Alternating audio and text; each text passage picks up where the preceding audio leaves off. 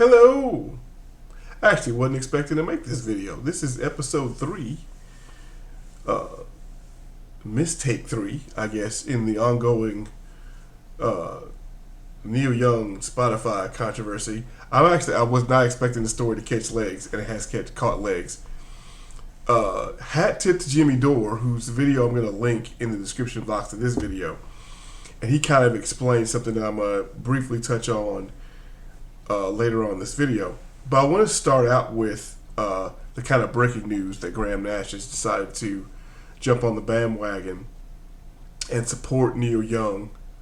Surprise, surprise! In his taking down of taking his music off Spotify. So the hilarious part, I'm gonna cut to the chase a little bit, so I don't bury the lead of, and this is gonna be a lot of kind of business of music, which I don't necessarily cover on this channel, but it's kind of actually pertinent to part of the story.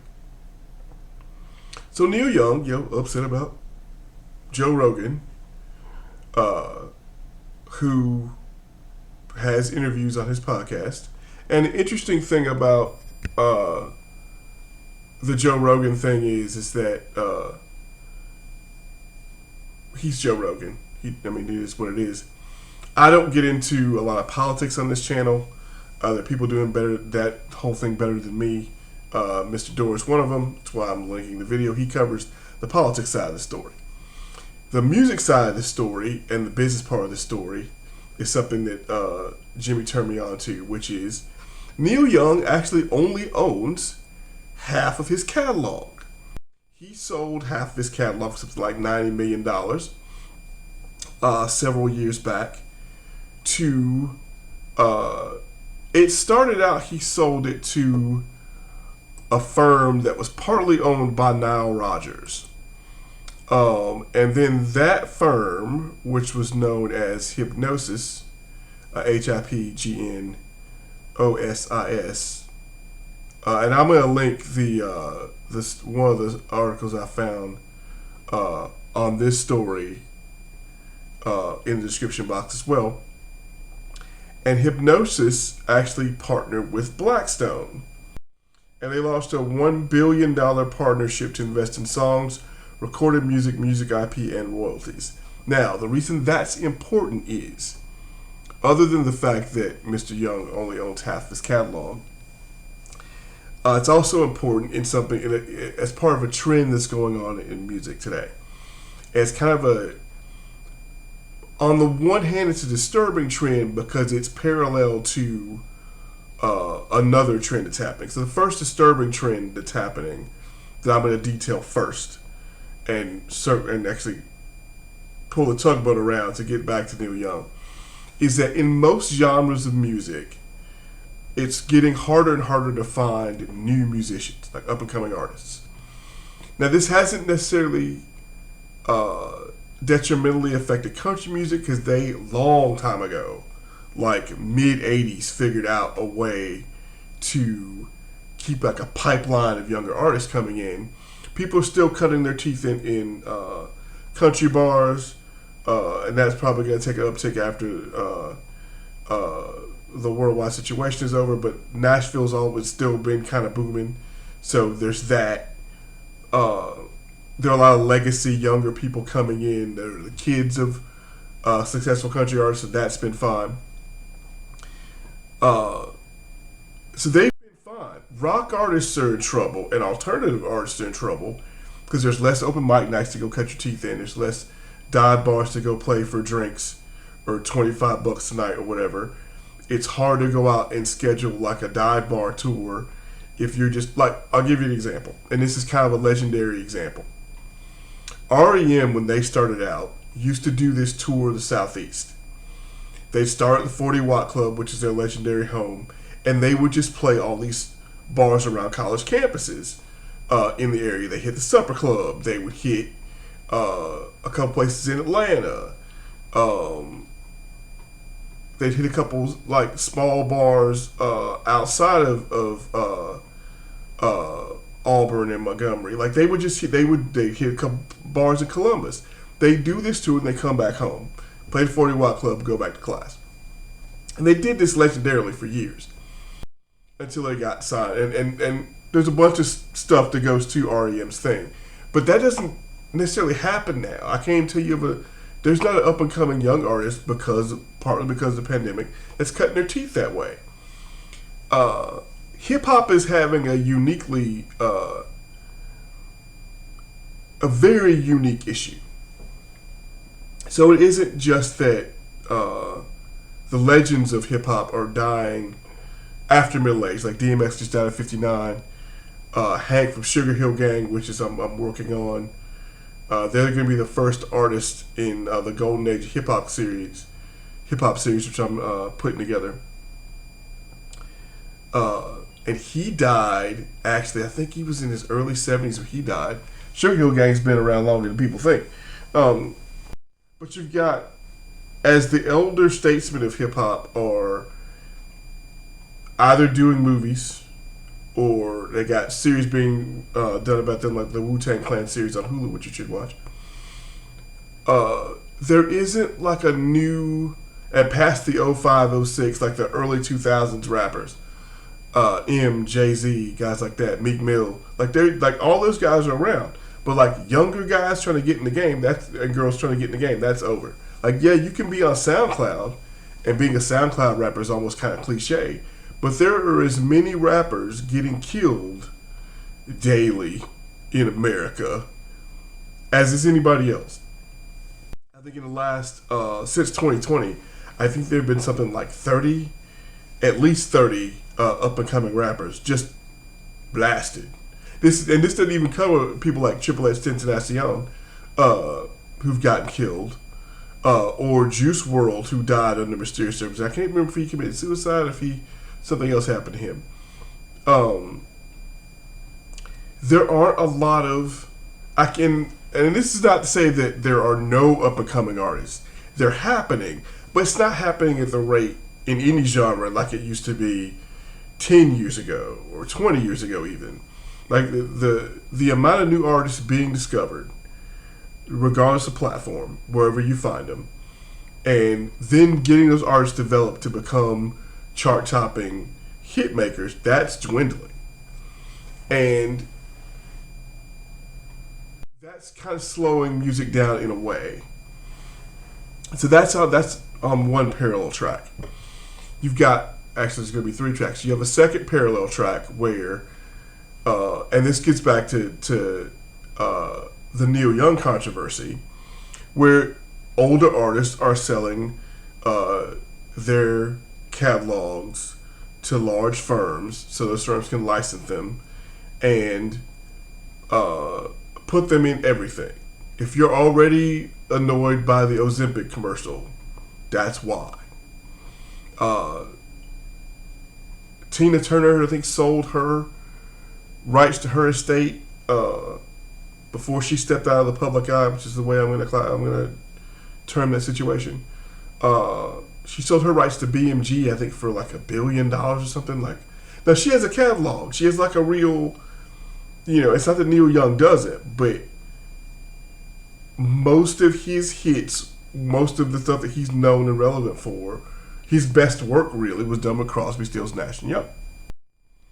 He's got a few things on solo that are good on solo, like Harvest Moon and Ohio, stuff like that. But he's not like, it's not like any of these artists are the Beatles.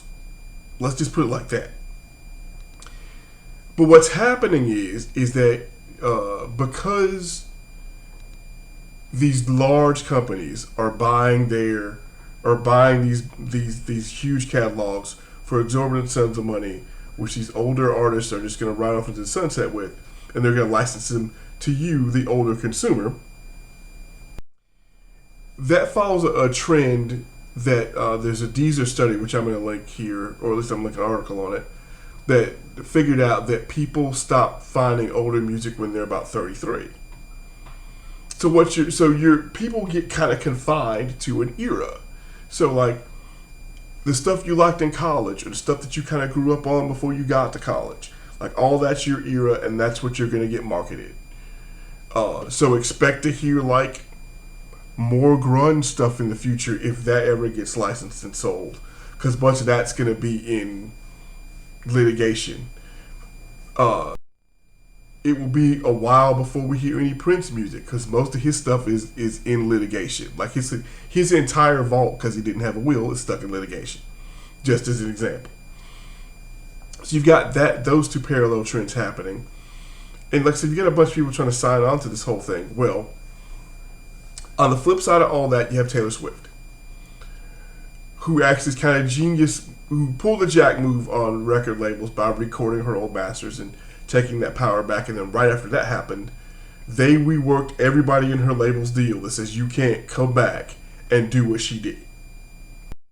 So unless there's some artist collective that's going to happen, or something that's going to kind of change that dynamic between the artist and the label, artists are still going to get shafted on their money until you get old and sell your catalog.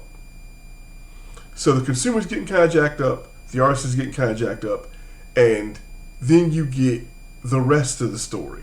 Now, what this is really doing is, this is way less about Rogan. Rogan really is an excuse for the other streaming services, which aren't as user friendly, and don't have quite the catalog that Spotify has to kind of come into the breach and be like, oh, and remarket themselves as, we're the Spotify, we're the new, I guess I'm going to say status quo alternative, because it's all these bands that are pulling their stuff for their political agenda, and Apple Music is marketing, going, hey, if you don't want to deal with them, come to us. Tidal hasn't gotten into that game yet, but Tidal has not made money yet, even though it's backed by Jay-Z and all that kind of stuff. Tidal has not made money. Apple Music has made money. They have become a profitable concern, but they've always been profitable because of the whole Apple thing. Like from the jump, they were going to be profitable. They said that longevity has made them profitable. And so this is all kind of just like a marketing, in my opinion. This comes off to me as, here's the marketing machine coming after the new media killer. Rogan gets more exposure and more views, listens. He's consumed by more people consuming media than all of the legacy media's news organizations combined, all of their talk shows combined per week. He draws, ear holes and eyeballs. Because I only really kind of just recently discovered the fact that you can play something on Spotify and watch the video. That was new to me till like Saturday. Mostly I just use it for podcasts. So that's a thing. So you like, as a medium, he draws people to it. Oh wait, there are all these other artists, there are all this other music, and you can consume that here. For whatever the fee is or however you're doing it, it is what it is. And advertisers get money from it because people are tuning in. It's a big deal. But all these places that are griping against it aren't making money because they're not getting the views and the engagement that Rogan's getting. And, it's that kind of thing. The politics of it, not my problem. It's not what I do.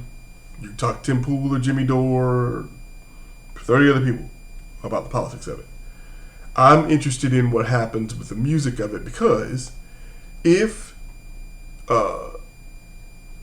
Graham Young, or if Neil Young and Graham Nash and Joni Mitchell and probably Sebastian Bach, because he's talking about it, if all these people are going to pull their music from Spotify, the interesting part about it is it doesn't even help the medium that they're going to put their stuff on, because more artists and companies have their catalogs on YouTube because of the videos than the streaming services. Now, YouTube still gets its share of the pie because it's Google.